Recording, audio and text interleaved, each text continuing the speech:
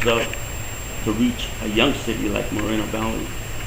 So, but with it, just like, this is a bedroom city, a lock key, they call it. Kids where mom and dad have to fight traffic 2 hours to get to work, 3 hours to get back. So you get a bunch of kids like that by themselves in the city. It's trouble. Yeah, it's a mess. Yeah, it's trouble. So then, but not just Moreno Valley is a bad city. It's a good city, but it has a lot of needs. 129 gangs that needs to be looked at.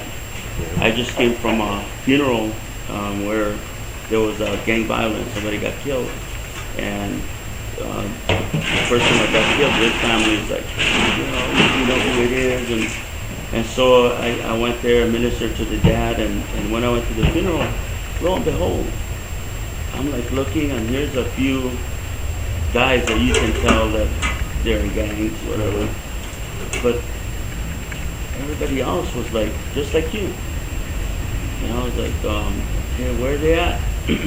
And it wasn't until they came to the casket and they started putting a slug in his pocket, or a bag of weed, or a little short dog, hey homie, peace out, all that stuff. Wow. And then at the actual casket site, they have the picture of the guy. Then right there, they're throwing up signs and stuff.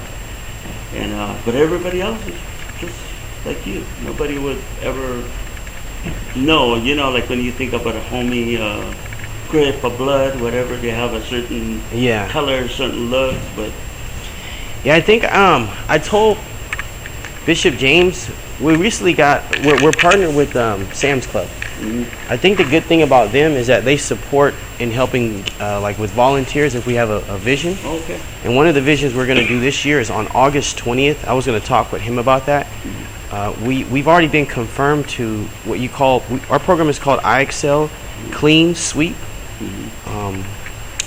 Community revitalization program, meaning that instead of us going down the street picking up trash, we might have your flyer with your church that says you have an after school program. That's the only way the community is going to know. Yes.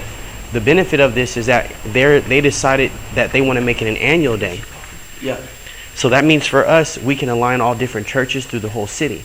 And instead of attacking it in one way, I think it's good to walk down each street and let all the gang know, the gang members know, like we're here, but in a more creative way. Yeah. Because that may be the only 2 or 3 minutes we can really talk with them. Yeah. If we catch them off guard at the doorstep or something like that. Well, that's one of the visions here. The vision is that we want your church to do church the way you do. Yeah. And we want to do a citywide thing, but as you have an event, as many as we can, we'll partner with you. And then that church on the street, then that will show support for you and you. And then once again, sometime during the year, we do a collaborative thing. But the idea is, what resources do you have? What resources do you have? Because in answering an inner city need, okay, so we reach these guys, but what about their families? What about their marriages? What about their financial situation? What about this? What about if they're hungry? What about if the neighborhood's all messed up and we need to go and clean it up, make it look nice for them? You know what I'm a firm believer on, which is I think the new way that ministry should work? If you take the name Victory Outreach, right?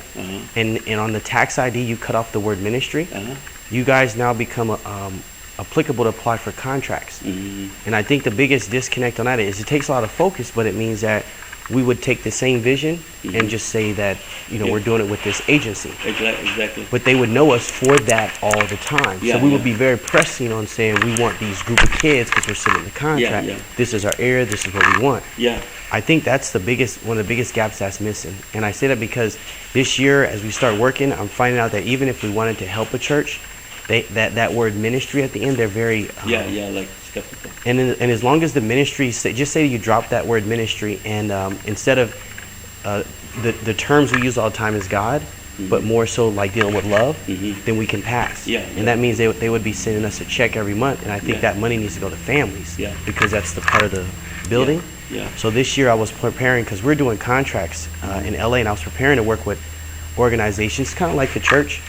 And if they wanted to, we just show them the contracts that are out there, and they just have to be willing to have like 3 or 4 people. You need 4 dedicated people, Yeah. and then that's all you need. Yeah. Yeah. You know? But once you fill out that contract and we send it in and we say we do it for XYZ dollar Yeah. cost, that's the way that we're supposed to fight for Yeah.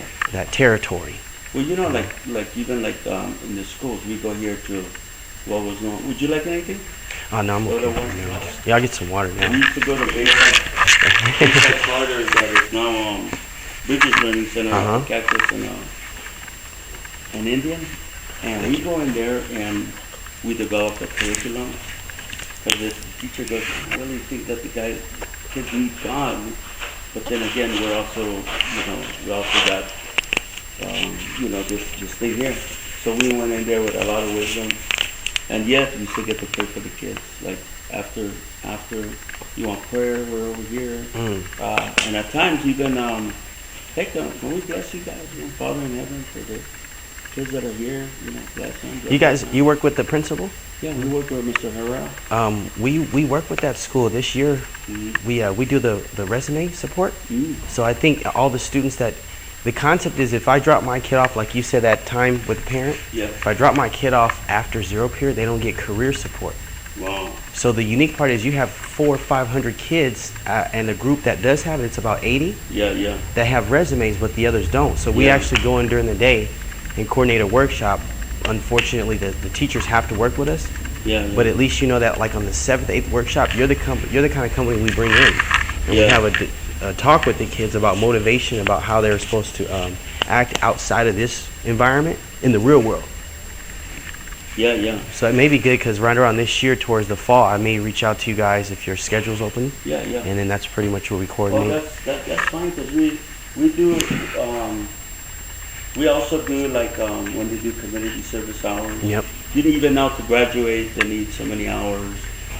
Some of the kids from there come to our church now. Their families pop in their head and here and there. What are you guys doing? Oh, we're doing this. How come my kid all of a sudden wants to go to church? I agree. So that's good because then we get to interact with them. You know?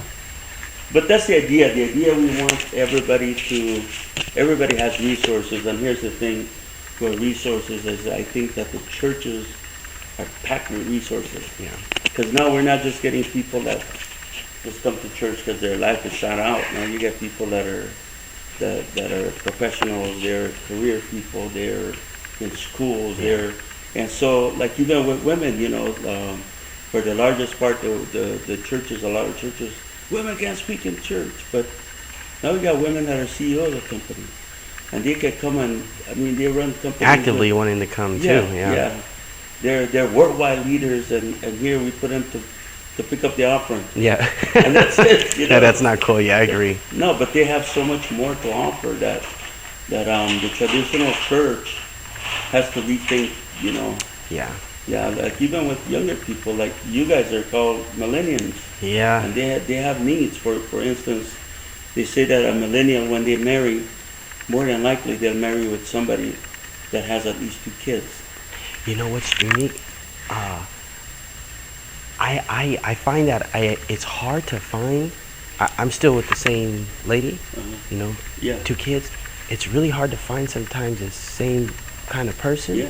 It's like they jump ship so fast. Yeah. And I wonder, I had to go to and talk with my other pastor about the process of life, because it's not the way you expect. Yeah. Coming from the scriptural part, it's much more clear that way if you follow the rules. And what about racial? Everybody is mixing. Yeah.